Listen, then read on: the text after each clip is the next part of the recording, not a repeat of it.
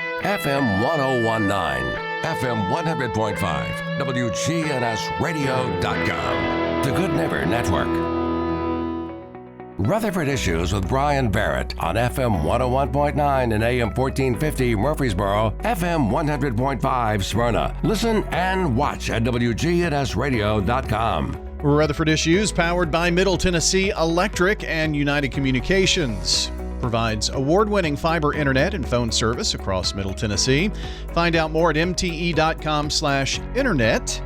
We're going to find out more about the Child Advocacy Center now, the CAC. That's the hardest three words to say together for some reason. But Yes. Presley, Hosford, Karista, Colwell join me here at the Child Advocacy Center. You can't say it fast. You can't, but you just did it perfectly. Yeah. Well, Yes. that time I didn't. A lot of before. people stumble over advocacy. Yeah. And then they go to the Child Center. Yeah. The Child Like, Center. that works. That works. Advocacy. I mean, it's so many syllables. I think we want in the South we try to eliminate syllables. I Yes. think so. What's been going on here in the month of May, June into June?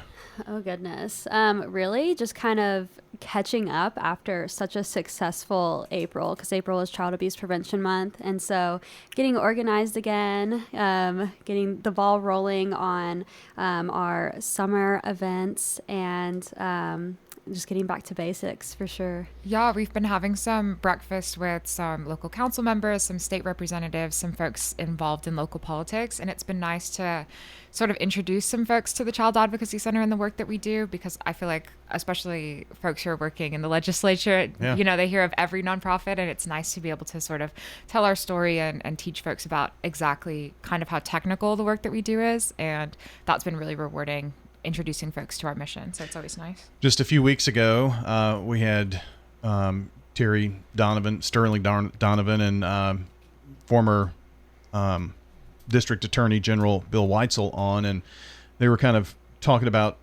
various topics, but one of those was, introducing to the community the work of the CAC. But I mean, he was so neck deep into it, Yes. but just how the CAC started. And one key thing that I came away from that with is, he said it's like standing room only now at your place. So, and just as we grow, so that's something that hopefully will be addressed in the near future. No, definitely. Because it is such a small space, sometimes it's hard for all of staff to be there. And Karista just mentioned, we've been doing tours for community members to get to know our team and our mission. And we are shoulder to shoulder for sure. And especially we have one forensic interview room. And so sometimes we have families waiting outside in the parking lot in their car. So we can keep up that confidentiality. Right. But we make it work the best we can. Absolutely. Well, you were telling me too that, Karista, first let's talk a little bit about volunteers. And I found it kind of interesting that there is the ability to have volunteers. So kind of what would volunteer work look like? Yeah, so it's something that is kind of changing as we go on. We're looking for unique opportunities. Like Presley mentioned, confidentiality is our first and foremost priority for our clients. So we don't really have opportunities for folks to directly interact with children Right. and families, obviously. But there's a lot of support work that really supports the mission that we do. And so that can look like having you and your group come help us clean storage, or sort donations, sort stuffed animals, even just doing a CAC cleanup day or a drive on our behalf. So we have folks do book drives, snack drives, and then we'll put things together in little bags, little goodie bags for our clients. Because again, our focus is just to make sure that our center is as child friendly as possible. And we oftentimes get a lot caught up in the work that we're doing day to day. So having groups come in that want to oh, yes, we'll do a snack drive for you, or we'll come help with the mail out and stuff envelopes. Some of the more quote unquote menial tasks are a huge help in the long run. And that and all of our events also need a lot of bodies and a lot of help. And they're also a lot of fun. And so. it could be too that you have a list of things that you need, just general housekeeping things like paper towels and tissue and that kind of thing, and so people can maybe help with that too. Yeah, right? absolutely. I believe that we have an Amazon wish list that we update quite often, but the constants are going to be toilet paper, paper towels, hand sanitizer, Lysol wipes. Yeah. Because after every child, we clean the room and we make sure we keep everything super clean, and we just run through them really quick. That and snacks and waters and juices are our number one, I feel like. Yeah. So I guess how would you find the Amazon wish list? Just search. Yeah. If you go to our website at cacrutherford.com, there's a Get Involved tab. And then you can also fill out a volunteer application if you're interested in hosting a drive, and it has all my contact information in there.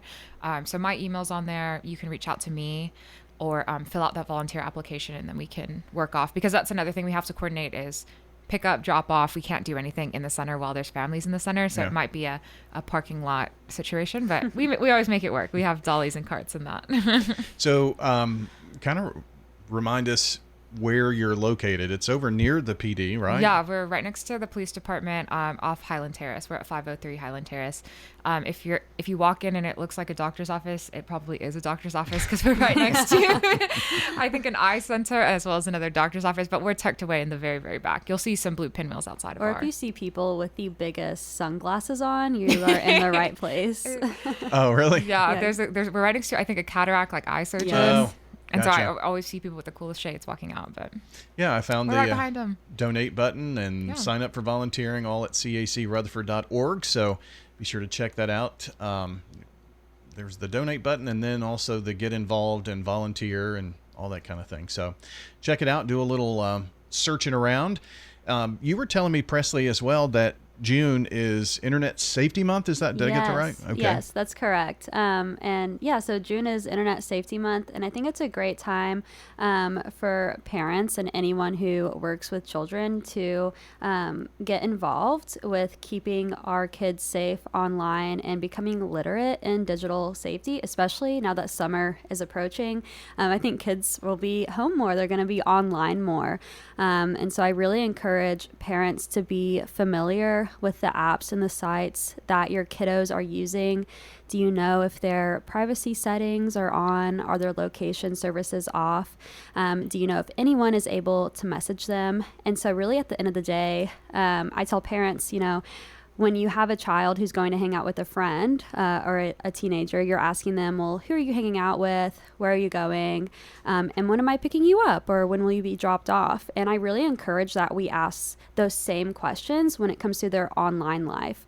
Because when we start to build that communication and trust with children about their online lives, they feel more comfortable approaching us with questions, or if a stranger has reached out to them on social media. And so you want to start those conversations as early and as often as possible.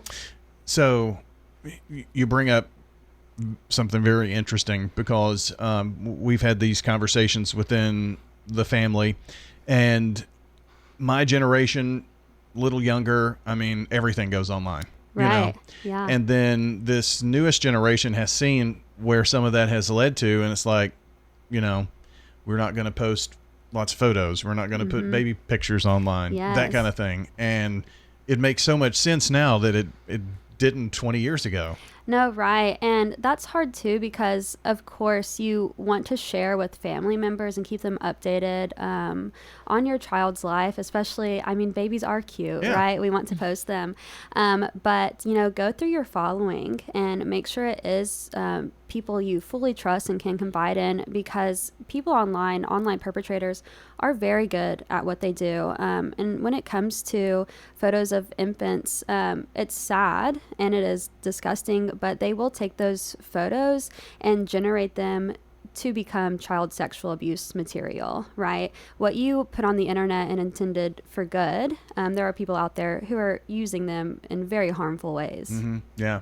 Well, being a recent grandfather now, we have a shared album that, the kids created that have the photos in it that grandparents, great-grandparents, aunts, we are all part of that shared album, and it's just like our own little private social media. Exactly. And that's a cool way to do it. And you can comment and subscribe, and like and thumbs up and all that. So that gives you kind of that feeling, but it's a private little group. Yes, I love that you brought that up, because you still have that sense of community and sharing this new bundle of joy with your family without everyone on social media having access to that. And so that is such a great protective factor that I think more families should keep in mind. And also congratulations. Yeah, thanks. But there's a mentality there. There was a photo, just like a little footsie photo, you know, didn't that, and okay, so this is one, if you want to share, tell everybody on Facebook, because, you know, grandparents, they want to tell everybody and whatnot. But there were a couple of comments that I noticed, well, I only see feet. Well, it's on purpose that way, it's on you know? purpose. Yeah. But those are just things that we didn't think about. And it's kind of been a subject this week because on the Wednesday roundtable, Bree Smith, the former TV meteorologist in Nashville, was on talking about her story about how, you know, there were videos of her that were then turned into, you know, photos showing conversations of sexual activity, and sexploitation is a word that's kind of come out, and she's been a real advocate of a new state law. But those things are real. They are, and it is sad that it's something we have to be on the lookout for, but it's also something we can't ignore, right? We can't sweep it under the rug, and we're just, you know, keeping our children safe by having conversations just like this with them, with our family members, because at the end of the day, we want everyone to grow up in an environment that is safe, healthy, and happy, and the best way to do it is truly just by having conversations like this. It creates a domino effect, because sometimes people aren't aware of people's intentions, right? I think deep fakes is another word. Oh, yes. You know, yes. that we've learned through all of this. You know, digitally altering. I mean, if your content is there and it's online, it can be altered to the point where you say things, you do things that it looks so real. Yes, anymore. It does look real, and sometimes people, they just can't tell a difference, right? Because of how good the internet is with that type of stuff. And so there are a few resources I really love and recommend. One is NCMEC. It stands for the National Center for Missing and Exploited Children. And they have resource sheets and tips and PowerPoints on how to talk to your children about digital safety, about cyberbullying, about sexting for teens and young adults. And so if you're struggling of, how do I bring this up? How do I get this conversation going? I really recommend that website to help get the ball rolling. Because I'm not going to lie, these are awkward conversations, sure, absolutely. Right? These are still very taboo conversations. And so I think relying on resources can be a huge help in getting the ball rolling on that. Well, I mean, and I'm thinking you're talking about a generation that has, you know, teenagers my age and a little younger and whatnot, and then, you know, how you led your digital social life, and then your kids kind of follow in those same footsteps for a while until they figure out, you know, what they really want to do. But then it's all out there anyway, you know, so if it's, you just have to remember whatever you post, it's there forever somewhere. It is there. And I think it also leads to a conversation of consent, you know, especially if you are posting your young child. Maybe, you know, they grow up, they become a little older, and they let you know, like, hey, I was never really comfortable you sharing these intimate photos of me like this. And so that's to, you know, parents who put like emojis over their child's face, or it's a picture, you know, from where they're looking away. It's like the back of the head. That is, it seems small, but it is protective. Yeah. Just some very interesting things to think about. And it'll be different in 5 years. Oh, yes. We're still these conversations, learning. right? Yes, definitely. But it's, you know, step by step, day by day, we're doing what we can with the information we have as it's still growing, you know, and we are learning every day. We're seeing new trends every day too with it. And I mean, this conversation could go on for hours for sure. Well, I mean, I think it's important to draw attention to that, and, you know, June being Internet Safety Month, you know, is a good opportunity to do that and have those conversations. And I think it's also for us maybe who don't understand, and it's like, well, you're trying to censor what I want to say. It's not that at all. No, it's not at all. You know, and there are other ways to be able to show that. So just have those conversations. Yes. And it's never too late. You know, even if you have a 15, 16-year-old and you've never had these conversations, it's not too late to get involved. Because the more involved you are, the better relationship and trust you'll build with your kiddo. Very good. Well, if you want to find out more about the work of the Child Advocacy Center, cacrutherford.org. That's cacrutherford.org. And I guess we'll see you all very soon. Very soon. See you Thanks. soon. And our friends from the Child Advocacy Center here with us today, Presley Hosford and Karista Colwell. Again, cacrutherford.org for more information about our Child Advocacy Center. FM 1019, FM 100.5, WGNSradio.com. The Good Neighbor Network.